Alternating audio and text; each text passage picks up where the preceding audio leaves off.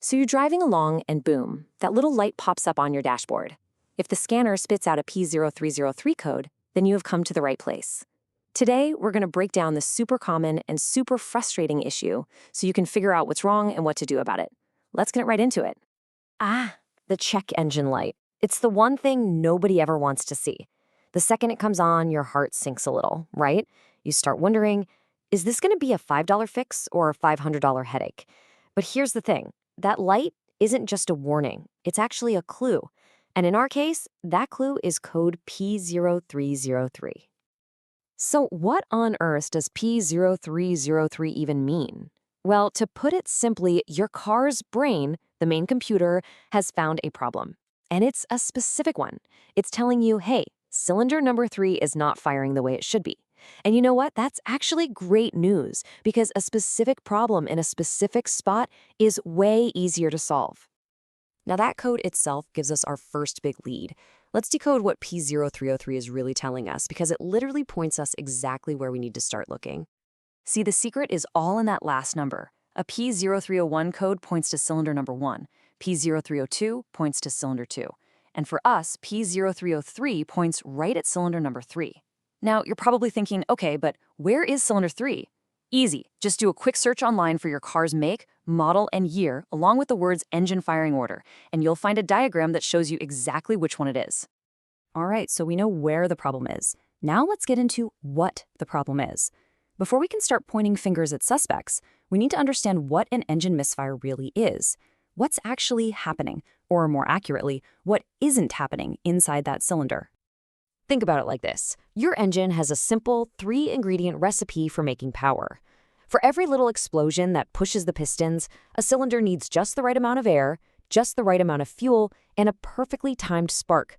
A misfire is what happens when one of those key ingredients is missing, or maybe it just shows up at the wrong time. The whole combustion event just fails. Okay, this is a really important distinction to make.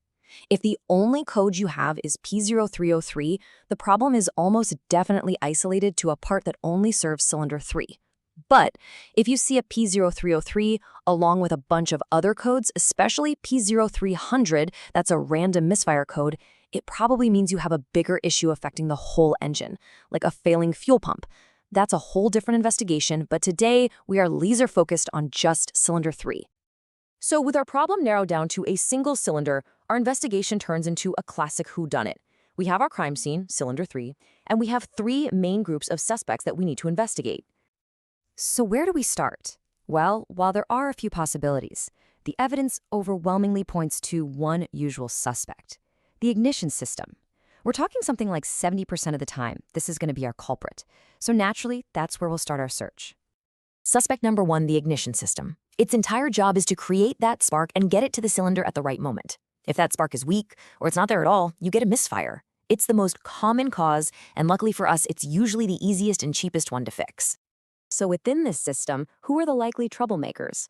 Well, it could be a simple spark plug that's just worn out after millions and millions of sparks. Or it could be a bad ignition coil, the thing that creates the high voltage, that's finally cracked from all the heat. Or maybe it's just a bad wire that's supposed to carry that spark to the plug. Now, what if the ignition system checks out? If we've got a good, strong spark, we move on to our next suspect, the fuel system. It's possible cylinder 3 isn't getting the right amount of fuel to go with all that air.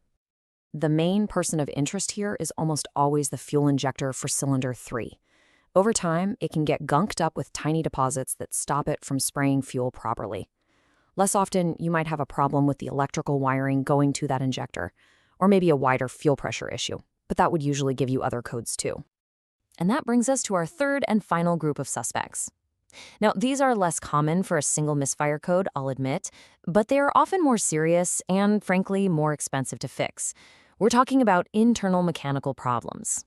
This is where the problem isn't the ingredients, the spark or the fuel, but the engine's ability to actually hold pressure for the explosion. Things like a vacuum leak can mess up the air-fuel ratio, or, more seriously, you could have worn-out piston rings, a damaged valve, or a leaky head gasket that's causing cylinder 3 to lose compression, making a good combustion totally impossible. Okay, we've met our suspects. Now it's time to put on the detective hat and follow the evidence. Let's walk through a logical, step-by-step process you can use to track down the real cause.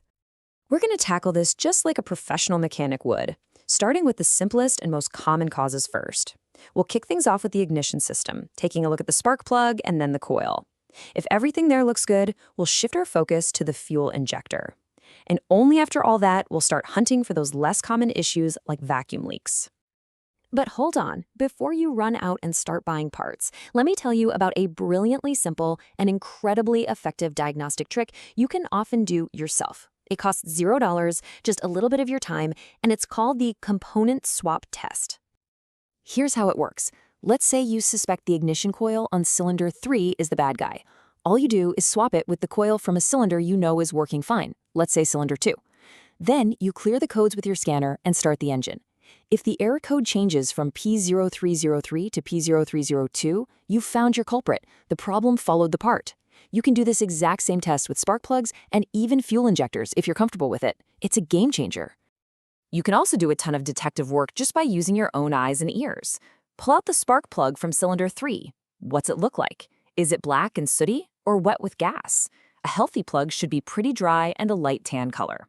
You can also listen really carefully. A good fuel injector makes a steady, rhythmic clicking sound. A hissing noise from the engine bay could point you to a vacuum leak. And for just a few bucks, you can get an inline spark tester to see with your own eyes if that cylinder is getting spark. So, you've followed the clues, you've identified the bad part, and you've replaced it. The case is almost closed, but there are a couple of final, really important steps to make sure this problem is truly solved for good. Once the new part is in, you have to, and this is a step you can't skip, use that OBD2 scanner to clear the trouble code from the car's memory.